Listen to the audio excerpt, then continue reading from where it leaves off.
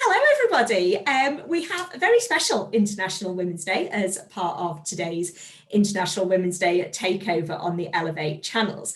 And I'm delighted to introduce Amy to you. Now, I've known Amy from her days in business development, in hospitality, and have been so impressed at everything that she's managed to achieve over the last year, despite this crazy pandemic that we're living in. So can you tell us a little bit, Amy, about who you are and what your life looks like at the moment? Yeah, pleasure. And it's great to see you. So I'm Amy. I work as a business development team leader now, actually. Managed to get promoted through the pandemic, which was fantastic. I work for a creative agency. So basically, we create really great experiences for huge global brands and all their audiences. We work with top level kind of C-suite decision makers, and I get to work on some amazing events and experiences across the globe. Incredible. Sounds super exciting. And I've not yet, unfortunately, been able to visit you in person, but can you tell us a little bit about your amazing new flat that you've moved into? Yeah, so I moved to London just over a year ago from Manchester, where my heart will always be. I moved to the big city. It's something I've been planning to do for a couple of years. So I took the leap it's just unreal. I live in North London, in Camden. I've got a great apartment, kind of brand new gated community, high open ceilings. It's fantastic. So yeah, I feel really, really privileged at the moment with life. Wonderful. So what you've got there is a picture of this super glossy, trendy, cool, fabulous lifestyle. And for anybody to get that has taken quite a bit of work. For Amy, that journey has been even more incredible. So could you just tell us a little bit about what your life looked like when you were 16? Yeah, definitely. So when I was 16, I actually lived in a homeless hostel. So things had broken down in my home life. So I was very lucky to receive the support actually from the government and the council. And for 9 months, I lived in a hostel where it was kind of 16 to 25-year-olds that had found themselves in a similar position to myself, a big variety of people. I lived there in kind of like my own self-contained room and bathroom, but the rest of the place was shared with strangers kind of coming and going, to be honest. There was a great team of staff there and support workers that were there to kind of help us through, but it was definitely a bit of a shock at that age, I think. I think anyone that's thrown into that at such a young age is just won't know what to expect. So it was really tough, actually. Whilst I learned a lot from it, I don't think it's a position that anyone wants to find themselves in or hopes to put their family members through either. So yeah, it was quite tough.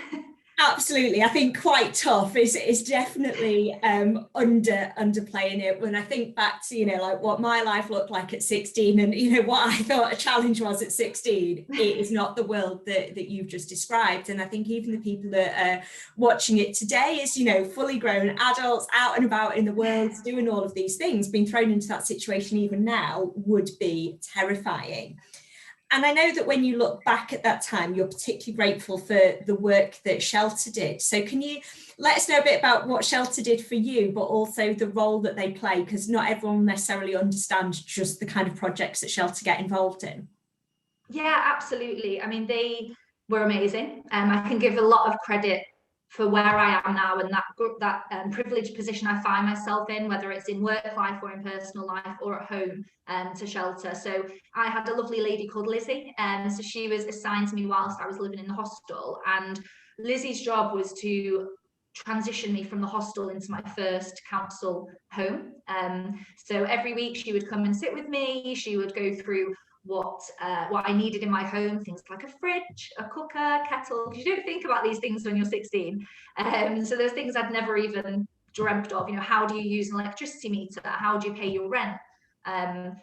Even like cleaning and stuff like that. It seems like it's things you watch your parents or your family do, but when you're having to do that yourself, you really do need guidance. So Shelter were absolutely fantastic in that sense, in guiding me through, and Lizzie kind of transitioned with me and made sure that I was fully independent. And I'll be honest, I appreciated it then, but looking back now as an adult and being independent and kind of getting to where I am, I appreciate it so much more. And I think that's what I want to make people aware of, is the amazing work that Shelter do. You know, they do a lot of on the ground with people that, you know, are completely homeless and don't have anywhere to live, but they do a lot of work with keeping people in housing and moving young people into housing as well. So with the pandemic, they're doing a lot of work in regards to getting the government to build more social housing. You know, if there's cheap rent, the economy rockets because people have that disposable income to spend in the economy as well. So I know they're campaigning quite a lot at the moment for the government to build more social housing.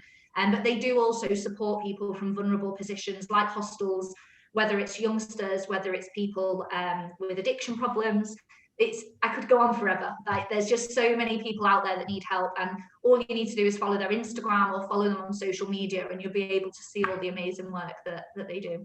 Wonderful, thank you. And we will share the tags out for Shelter so people can see more about what they do. It's certainly something that I hadn't appreciated, the full range of support that you could get. One of the things that, you know, I'm proud of you for so many reasons. One of the things that I'm incredibly proud of has been watching your journey into running over lockdown, building up to us getting that WhatsApp being like, I've got a place in the London Marathon and I'm running for Shelter. And I know, having seen now like the personal impact that they've made on you, why that's so important. So can you tell us a little bit how you're feeling about the London Marathon? And we will then obviously share out the link for people to be able to sponsor you. Oh, amazing, thank you. Yeah, I don't think it's hit home yet. It's still a few months away. It's on October the 3rd, so we've still got, you know, hopefully a summer to go. But yeah, the reason, kind of the backstory, as you mentioned, is lockdown was tough for everyone, specifically myself. You know, I got put on furlough for 6 months, which I was really grateful for.